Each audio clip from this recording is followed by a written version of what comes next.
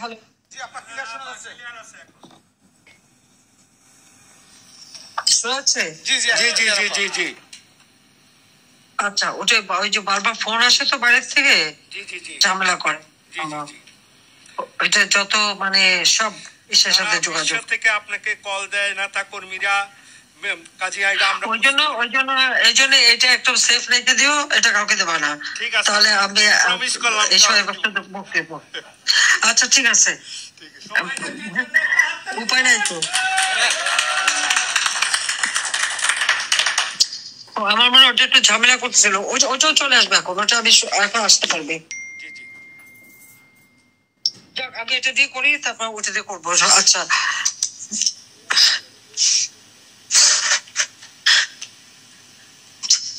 Meticulously design করে এই আন্দোলন সাজানো হয়েছিল এবং শেখ হাসিনাকে ক্ষমতা থেকে উৎখাত করতে হবে, তার জন্য লাশ ফেলতে হবে।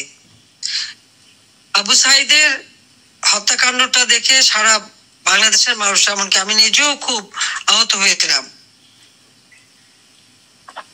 কিন্তু পরবর্তীতে আমি যখন তথ্য নিলাম এবং একটা জুডিশিয়াল এনকোয়ারি কমিটি করলাম, এখানে একটা বিষয় সবাইকে লক্ষ্য করতে বলবো।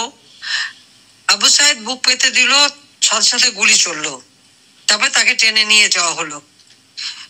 দেখুন, একজন মানুষ যদি গুলি খায়, সে জায়গাটা তো রক্তাক্ত হবে, ওখানে কিন্তু এক ফোঁটা রক্ত দেখা যায়নি। দ্বিতীয় কথাটা হচ্ছে, 2:30টার দিকে গুলি চললো, আবু সাইদকে হাসপাতালে নিল রাত 8টার সময়। একটা গুলি খাওয়া রোগী, তাকে তো সাথে সাথে হাসপাতালে নেবে, সেখান থেকে বুলেট বের করবে, তাকে চিকিৎসা করবে, তাকে বাঁচাবার চেষ্টা করবে, কিন্তু তাকে কিন্তু হাসপাতালে 5 ঘন্টা পরে নেওয়া হলো। তো এই 5 ঘন্টা সে আবু সাইদ কোথায় ছিল? রাইট। তার যে পোস্টমর্টমের রিপোর্ট আসলো, সেই পোস্টমর্টমের রিপোর্টে দেখা গেল কোনো মেটাল গুলি কিন্তু ছিল না, তার গায়ে ছড়া গুলি লিখেছিল। কারণ আরেকটা ভিডিও যেটা পরবর্তীতে বের হয়েছিল, যে সে পুলিশকে লাঠি দিয়ে পিটাচ্ছে এবং তার লোকজন পুলিশকে ঢিল মারছে, পুলিশও তাদের দিকে রাবার বুলেট মারছে, এবং এইভাবে তার মাথায় একটা ইট এসে পড়লো, মাথার পিছনটা কেটে ঘাড়ে গেছে রক্ত। এই ভিডিওটা কিন্তু আবার পরবর্তীতে আমরা দেখেছি। কিন্তু এমন ভাবে, মানে আর্টিফিশিয়াল ইন্টেলিজেন্স দ্বারা এমন ভাবে একটা ভিডিও করে ছাড়লো, যেটা সমস্ত মানুষের মনে নাড়া দিল। আমার নিজেরও খারাপ লাগলো। আমি সেই সাথে সাথে যেমন মুগ্ধ, তাকে যখন হত্যা করা হলো, ওখানে কিন্তু পুলিশের সাথে কোনো গোলমাল নাই, ধাওয়াধাই নাই, সে সবাইকে নাকি পানি খাওয়াচ্ছিল, কিন্তু একটা বুলেট এসে লাগলো, সে মারা গেল। এই বুলেটটা কাদের? ওই যারা আন্দোলন করছে তাদের ভিতরেই কিন্তু কিলিং এজেন্ট ছিল। এবং একজন উপদেষ্টা যখন ওই বুলেট দেখলো, সে আর্মির লোক ব্রিগেডিয়ার সাখাওয়াত সাহেব, সে বললো যে এটা 7.62 বুলেট, যে বুলেটটা পুলিশ ব্যবহার করে না, আর পুলিশ কিন্তু মেটাল বুলেট ব্যবহার করে নাই।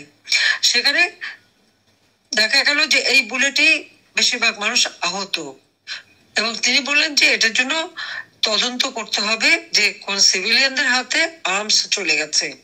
এই কথা বলার সাথে সাথে ইউনূস সাহেব তাকে ওই স্বরাষ্ট্র মন্ত্রণালয়ের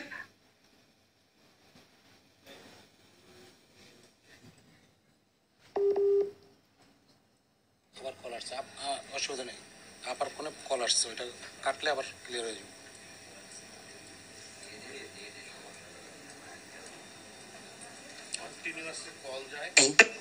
সেটা বাতিল করে দিল, কারণ এটা মানুষকে লাশ ফেলে কল আসে, এটা আমাদের না, দেখছেন, ফেলে ক্ষমতা থাকতে চাই না। আমি তো মানুষকে খুন করতে আসিনি, আমি তো মানুষকে বাঁচাতে এসেছি। আমি তো আমার দ্বারা 15 বছরে বাংলাদেশের সাধারণ মানুষের আর্থসামাজিক উন্নতি করতে আমি সক্ষম হয়েছি, মানুষের জীবন মান উন্নত করেছি। মানুষ খুন করে ক্ষমতা থাকবো এই নীতি আমার নাই। তা আমি সিদ্ধান্ত নিলাম, ঠিক আছে, আমি চলে যাব। কিন্তু তাদের প্ল্যান কি ছিল? তারা ওই দিন শুধু এই জুলাই মাসের 15 তারিখ থেকে যে জ্বালাও পোড়াও এবং হত্যাকাণ্ড চালালো, তাতে আওয়ামী লীগের প্রায় 1000-এর উপর কর্মীকে হত্যা করলো, প্রত্যেকের বাড়ি ঘর ব্যবসা প্রতিষ্ঠান, আওয়ামী লীগের নেতা কর্মী, না হলো 1 কোটি স্থাপনা ধ্বংস করলো, একবার মুরগির খামার থেকে শুরু করে পুকুরের মাছ থেকে শুরু করে ঘর বাড়ি, ব্যবসা প্রতিষ্ঠান, দোকানপাট, ইন্ডাস্ট্রি, হোটেল, হাসপাতাল, সবকিছুতে আগুন।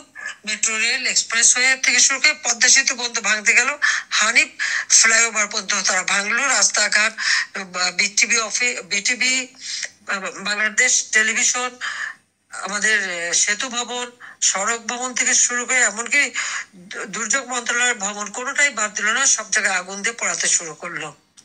আর সাথে সাথে আওয়ামী লীগের নেতাকর্মী হত্যা, সাধারণ মানুষ হত্যা। এই ঘটনার মধ্যে থেকেই তার মেটিকুলাসলি ডিজাইনের 1 নম্বর